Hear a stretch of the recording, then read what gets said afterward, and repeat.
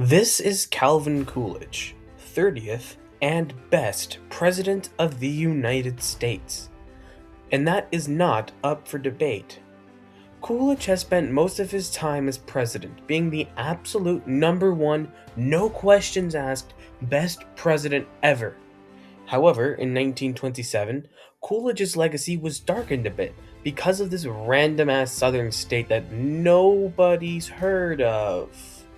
This is when Mississippi nearly destroyed the legacy of Calvin Coolidge, the GOAT. By the late 19th century, the United States government was well aware of a potential flooding across the Mississippi River. A commission named the Mississippi River Commission was commissioned in 1879 with a directive to deepen the river channel, improve navigation, prevent major flooding, and increase river-based commerce. This commission recommended raising extensive levees along its channels to contain the flow, dismissing the advice of experts such as James Eads, who had directed the St. Louis Bridge. These critics predicted that compressing a swollen river between walls would increase its destructive potential. In the summer of 1926, heavy rainfall across the river's central basin began flooding. By September, the Mississippi's tributaries to Kansas and Iowa were swollen to maximum capacity. On December 25, 1926, the Cumberland River in Nashville exceeded 56.2 feet or 17.1 meters, the second highest recorded level after the 1793 flood. Flooding peaked in the lower Mississippi River near Mound Landing, Mississippi, and Arkansas City, Arkansas, and broke levees along the river in at least 145 places. The water flooded more than 27,000 square miles, or 70,000 squared kilometers of land, and left more than 700,000 people homeless. Approximately 500 people died as a result of flooding. Monetary damages due to flooding reached approximately $1 billion, which was 1/3 of the federal budget in 1927. If the event were to have occurred in 2023, the damages would total around $1.38 to $1.48 trillion. The flood affected Missouri, Illinois, Kansas, Tennessee, Kentucky, Arkansas, Louisiana, Mississippi of course, Oklahoma, and Texas. Arkansas was hardest hit, with 14% of its territory covered by floodwaters extending from the Mississippi and Arkansas deltas. By May 1927, the Mississippi River below Memphis, Tennessee, reached a width of 80 miles or 130 kilometers. Without trees, grasses, deep roots, and wetlands, the denuded soil of the watershed could not absorb floodwater after seasons of intense precipitation.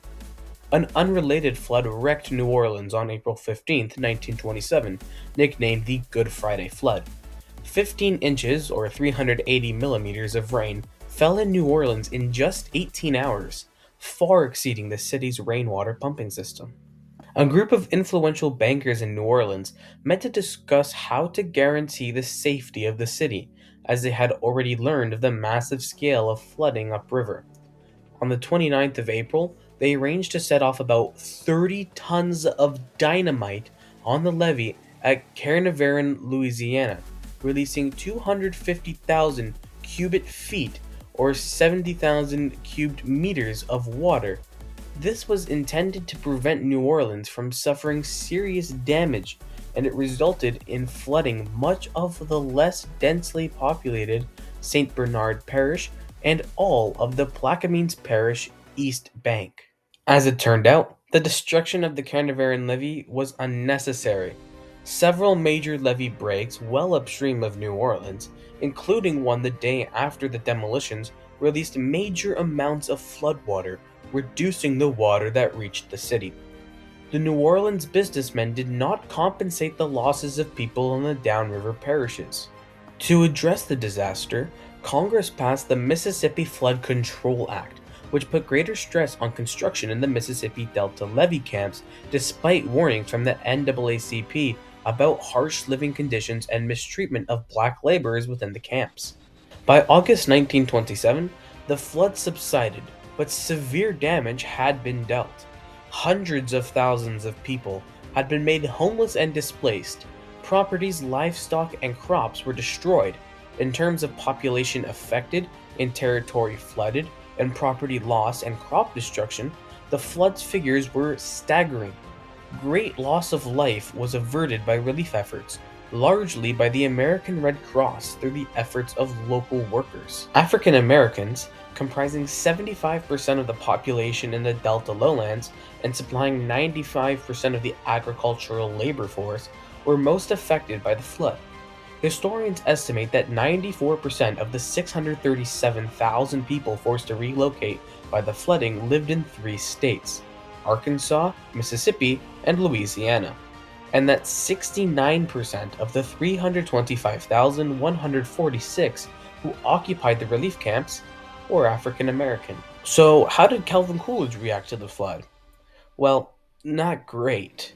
Coolidge had always been a laissez-faire, hands-off, government should shut up sometimes kind of guy. That was Coolidge's initial reaction to the flood. Hands off. He did not do much, nor spend much to help the region. Eventually, Coolidge named his Secretary of Commerce, Herbert Hoover, in charge of a committee in charge of flood relief. Coolidge believed that visiting the region after the floods would accomplish nothing and be seen as political grandstanding. He also did not want to incur the federal spending the flood would require. He believed that property owners should bear much of the cost. Congress wanted a bill that would place the federal government completely in charge of flood mitigation. When Congress passed a compromise measure in 1928, Coolidge declined to take credit for it and signed the bill in private on May 15th. However, it is generally agreed that Coolidge showed a lack of interest overall in solving the issue. So stick around for next time, where I go over when Missouri nearly split the country in two thanks to the Missouri Compromise.